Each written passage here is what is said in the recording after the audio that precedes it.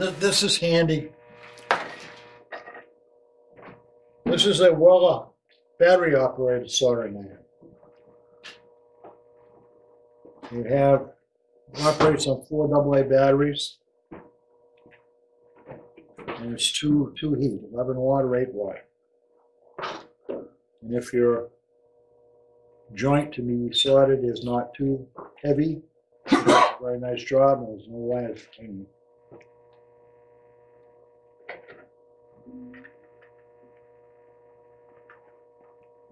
Somebody wants to look at that, you can pass it around.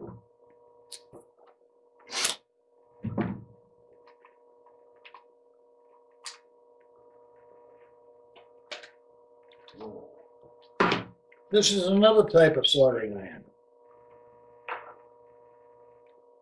It's called resistance soldering iron. What it has is a couple of carbon electrodes that, when placed on metal, heat up the area between them. This is more of a specialty tool.